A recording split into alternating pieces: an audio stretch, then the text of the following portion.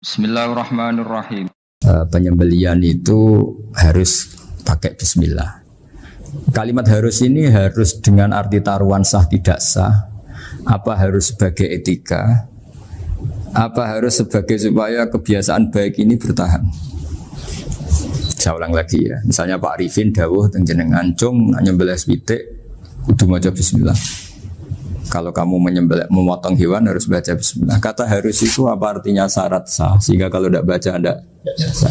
Apa keharusan dalam makna etikanya harus baca bismillah. Jadi urusannya hanya apa? Etika atau afdoliyah. Atau kita tidak ingin kultur baca bismillah itu hilang. Sehingga barang tidak wajib pun kita wajibkan supaya kultur baca bismillah itu tidak hilang. Nah Imam Syafi'i itu milih yang tidak wajib. Itu hanya urusan etika. Sehingga dhabihatul muslim meskipun enggak baca bismillah baik secara sengaja maupun lupa tetap halal ya, tetap sah, tetap halal. Tapi beberapa ulama mengatakan baca bismillah itu wajib dan menjadi syarat sah. Ya kira-kira karena pamit tadi, yang beri nyawa itu Allah, kok apa yang menghilangkan enggak pamit, sudah menghilangkan nyawanya ayam dimakan lagi. Wah itu selingkuhannya kan masih marah itu. Selingkuhannya, pacarnya, anaknya, cucunya itu kan marah itu. Tapi kalau pamit yang punya kan tidak. Coba kalau ayam cantik yang pas kamu sembelih itu lanangannya kan mangkel itu. Kalau kebetulan sudah tua kan sekarparmu kan gitu. Jadi apa? Itu yang tahu Sarah. Saya ulang lagi yang tahu Sarah karena ini sudah jelimet. Sudah jeli. Sehingga nggak ada kitab matan yang induk kecuali disarai. Dulu ada kitab namanya Takrib karangannya Abi Suja. Terus disarai kecil sekali oleh Fathul Qorib ya, oleh Ibnul Qasim Al-Huzi itu.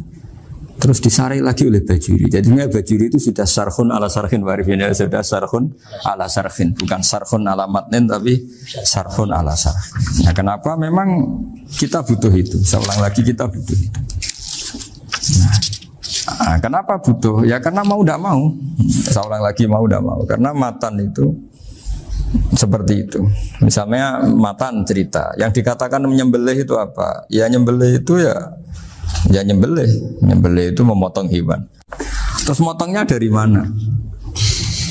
Kalau kamu motong hewan dari mana coba? Dari belakang atau dari depan? Dari mana? Depan misalnya. Pertanyaannya, ketika dari depan itu paling penting terpotong al-hulkum wal mari misalnya. Yang satu majrur to'am, yang satu majrur ruh ya gitu, majrur nafas. Tapi andekan dari belakang gimana? Tapi tetap terpotong. Mulai ribet kan? Kalau kubu sebelah kan enak, pokoknya nggak sunnah Rasul seperti itu, nggak mau debat. Tapi kita tidak, cara berpikir tidak gitu. Ini kan status hukumnya halal apa haram ketika ada orang motong hewan dari belakang. Nah, terus kita berdebat kan, mesti berdebat itu mau dibilang haram, nyatanya memenuhi syarat apa tadi pemotongan, hukumnya kena, amarinya kena. Mau dibilang halal, jangan-jangan pitiknya sudah pingsan, sudah mati karena dogrok-dogrok dari belakang. Nah, itu terus ulama debat, kan mungkin juga, ya kan? Pitiknya sudah setengah kena corona, pingsan terus, ya kan? Sudah pingsan terus digorok. Nah seperti ini mau tidak mau kita harus detail. Detail artinya yang dikatakan menyembelih itu apa? Ya nanti tak bacakan tabir-tabir di Bajuriyah sekaligus ijazah untuk jenengan semua. Saya tadi alhamdulillah ketemu Pak Arifin lama, ngendikan panjang lebar tentang pentingnya ilmu. Yang dikatakan menyembelih adalah mematikan hewan yang hidup dengan kaifiyah syariah. Saya ulang lagi, mematikan hewan yang hidup dengan kaifiyah syariah. Nah kalimat hidup ini mulai masalah. Hidup yang apa? Misalnya ada hewan, saya sering kalau ngaji cerita, ada ayam jago ketandang mobil, ketabrak mobil, kejet-kejet. Enggak kamu sembelih pun 1 menit lagi pasti meninggal. Ini kan hanya koordinasi prosedur saja. Karena prosedur ayam mati harus kejet-kejet, enggak boleh enggak langsung peletes mati, enggak boleh. Nah pertanyaannya ketika kejet-kejet ini kamu sembelih, itu halal apa enggak? Wong enggak disembelih juga sudah mati. Artinya enggak penyembelihan ini kan enggak memberi kontribusi pematian tapi enggak ngefek. Makanya terus ada perdebatan, ada hayatun mustaqirrah, ada hayatun ittirariyah, ada harokatu masbuh. Itu kalau enggak sarah enggak bisa. Lalu pertanyaan nakalnya begini. Saya itu betul pernah ngalami itu. Wayam jago itu kan mahal, apalagi kalau Bangkok kan. Saya pas jalan-jalan sama anak saya, sama jalan-jalan mau ke pasar itu di pertolongan dua rumah. Gus halal toh ora? Karena tanya orang awam, halal kata saya. Gitu. Padahal andai kan tidak disembelih ya pasti mati. Suatu saat ada yang mengkonfirmasi lagi. Saya bilang kalau kiai ya tidak pantas makan ayam gitu, tapi kalau kamu tidak kiai ya pantas saja. Daripada rata halal lo geremeng eman kan ribet. Nah sebetulnya itu dalam mazhab Syafi'i itu tidak halal karena dia sudah tidak punya hayatun mustaqirrah. Karena tadi setengah menit lagi atau 1 menit lagi pasti mati. Kan dia belum mati karena koordinasi Israel saja, tetap yang ngambil itu. Tetap kan nggak segampang itu kan, tetap prosedur apa? Jalankan SOP. SOP-nya harus ada. Nggak boleh mati selonang-selonang itu, nggak boleh. Tetap ada SOP kata Pak Arifin ada SOP. Dia kalau sama saya bisa buyon kalau. Nah, tapi misalnya nanti pertanyaan, tapi dalam mazhab Maliki itu diabaikan, hayat mustaqirrah, hayat ittirariyah, hayat itu diabaikan. Cara berpikir Imam Malik lebih matematis. Kalau nggak disembelih itu matinya berapa menit? 1 menit lagi. Gara-gara disembelih dia mati sekarang. Berarti eksekutornya ya peso itu. Ya berarti peso itu memenuhi kriteria mematikan sesuatu yang masih hidup, hewan yang hidup dengan cara syar'i. Jadi andai kan ada rapat malaikat, matinya karena apa? Karena peso apa karena kecelakaan? Karena peso. Ya kan? Karena kalau nggak tanpa peso nunggu 1 menit, gara-gara disembelih langsung terjadi sekarang. Nah karena hukum halal ini yang menarik dan menguntungkan. Di bab ini orang jadi Malikiyah semua. Mana maksudnya ya? Jadi kita ini sebetulnya Syafi'i pecundang gitu. Syafi'i partai politik. Jadi kalau sedang tidak menguntungkan ya tidak. Kata siapa kita Syafi'i banget? Tidak juga itu. Ya, jadi karena tadi ya kalau pada level apa? Pada level perdebatan ulama itu ada tadi ya, ada seperti itu, ada hayatun mustaqirrah, ada hayatun ittirariyah, ada harokatul masbuh. Jadi tak baca ya supaya dapat barokahnya ulama ya. Jadi tak baca versinya ini di halaman, terus kitab ini saya tinggal sebagai amal saya, keluarga saya, sebagai penghormatan saya sama Habib Ali, Habib Qures, Habib Hussein semuanya, Pak Arifin dan Bismillahirrahmanirrahim. Wa'alam. Ini halaman 562. Ikutnya bab kita buah kami sayyidi wa dzabai. Ya, jadi nanti yang mungkin kalau beda halaman cari di babnya apa? Kalau beda halaman cari di babnya. Karena kadang beda halaman warifnya. Kalau cetak sekarang enggak. Iya, kadang beda juz sekarang. Kayak Ikhya sekarang tuh sampai 6 juz. Zaman kita ngaji kan 4 ya. 4 juz. Sekarang ada yang 6, ada yang ribet cetakan sekarang ya. Di atas ada 10. Satu Ikhya itu. Hurufnya dibesarin. Ikhya biasa. Iya, ada yang sama. Karena ngerti ya, zaman akhir paling sudah agak buta huruf. Saya tuh dulu punya guru terakhum sudah sepuh. Itu baca gini nggak bisa, Pak. Jadi kalau di kelas harus dituliskan pakai spidol. Mulang Minhajul Abidin. Sudah sepuh sekali. Kalau ngajar itu nggak bisa jalan, udah pakai beca. Itu yang nulis agak kurang ajar. Nulis CDE gitu bar. Jadi kadang itu apa itu? Beliau masih semangat, tulisannya habis. Lo kok sentek jeng? Terus ya wes ya. Jadi nulisnya di HVS baru dulu. Ya cepat selesai. Iya. Nah kalau beliau pakai kitab sudah enggak berso itu. Mana anak wah ini sidik benang ber. Hari itu. Saya ulang lagi ya. Jadi yang mau saya baca tadi itu logika fikih ya. Fikih itu berpikir ya. Di mana-mana namanya menyembelih itu apa? Dari hidup dimatikan dengan kaifiyah syariah. Kaifiyah syariah ini tidak boleh kamu nyontohkan harus disembelih, keliru juga. Karena untuk hewan yang berat atau hewan liar cukup dipanah asal ma'an harodama yang bisa ngalirkan apa? Darah. Jadi makanya saya umumkan bikaifiatin syariah Pak Arifin kan tidak harus motong kan bentuknya. Kalau hewan liar kan atau sapi kurban liar kan, sapi kurban ucul liar kan boleh dipanah, boleh macam-macam. Nah kalau tembak bisa diperdebatkan karena ada unsur api Pak Arifin. Jadi bisa debat. Meskipun ada yang bilang boleh tapi bisa debat lagi kan? Karena ada unsur apa? Api Pak Arifin. Iya. Tapi ini saya cerita umumnya bikaifiatin syariah. Nah, karena kalimat hewan hidup, ada kalimat hidup. Hidup yang apa kan pertanyaannya? Hidup yang sudah kejet-kejet, misalnya sudah koma, sudah kena corona, disentak istrinya itu.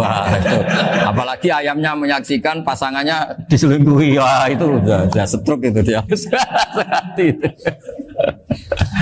Nah itu. Makanya kalau orang suka macam-macam itu kayak ayam makanya itu. Saya baca ya. Bismillahirrahmanirrahim. Wa'lam annahu yujadu fi ibaratihim hayatun mustaqirrah, hayatun mustamirrah, harakatu mazbuh. Wa yuqalu aisyu mazbuhin.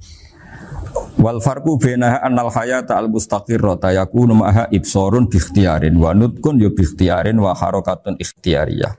Wal hayat al mustamirah ya allati tastamiru ila khurujir ruh minal jasad. Wa harakatul masbuh ya allati la yabqa maha ibsarun bi ikhtiyarin wala nutqun bi ikhtiyarin wala harakatu ikhtiyariyah. Bal yakun maha ibsar wa nutqun wa harakatun ibtirariyah ini. Wa ba'duhum farraqa bainahuma. Sampai saat terus ini. Jadi ini perbedaan-perbedaan pandangan ulama. Nah, Imam Malik itu mengabaikan semua istilah itu. Sing penting pas mbok sembelih iku kecelok urip, cara wong Jawa iku kecelok urip. Cek hayat mustaqirrah, cek ittirariyah, cek harakatu mazbuh, pokoknya kecelok urip. Ini kecelok urip bisa dibilang masih hidup. Karena kalau bisa dibilang masih hidup, kamu sembelih, tetap nanti rapat malaikat kira-kira gitu. Ini matinya karena apa? Karena kecelakaan. Oh, kalau kecelakaan 1 menit lagi matinya dong. Tapi kan matinya sekarang ya karena disembelih. Nah tadi saya bilang sebenarnya mazhab Syafi'i itu tidak seperti itu. Karena Imam Malik menghalalkan, biasanya penggemarnya lebih banyak di bangsa halal itu kan. Penggemarnya masih banyak. Tapi ya sudahlah, itu masih ahli sunnah karena salah satu dari mazhab 4. Tapi logikanya juga masuk. Jadi kita bukan sekedar taklid ke Imam Malik, tapi kalau kita ikhtiyat ikut Imam Syafi'i ya monggo, karena mungkin secara medis karena mengalami seperti itu mungkin tingkat kesehatannya apanya sudah ya sudah lah. Yang penting makanya terus orang Jawa pinter, nak PTE jago ya halal, nak cilik enggak lah. Itu kan ibarat perdebatan antara kepiting sama yuyu. Yang menghalalkan kepiting itu mengharamkan yuyu. Tahu yuyu yang kecil di sawah ya? Tak tanya, kenapa yuyu halal? Karena amfibi Gus, bisa hidup di dua alam. Memangnya kepiting enggak? Oh beda. Ternyata beda maksudnya. Eman Gus kalau haram. Eman kan kalau yuyu haram kan nggak ngefek kan kecil. Ini mufti kok. Oh udah kadang halal, udah kadang makan selama ini. Iya selama ini udah kadang makan itu. Makanya banyak kiai yang mengharamkan kepiting sebetulnya, tapi minoritas kan. Minoritas. Tapi yang mengharamkan yuyu mayoritas, wong kecil aja. Jadi kita ribet ikut siapa? Gitu. Kata siapa? Ahli fikih gak mikir untung rugi. Makanya saya ini bingung, jadi saya ini kan kiai ya, kiai betul, susah kadang jadi kiai. Sebagian guru saya itu mengharamkan kepiting.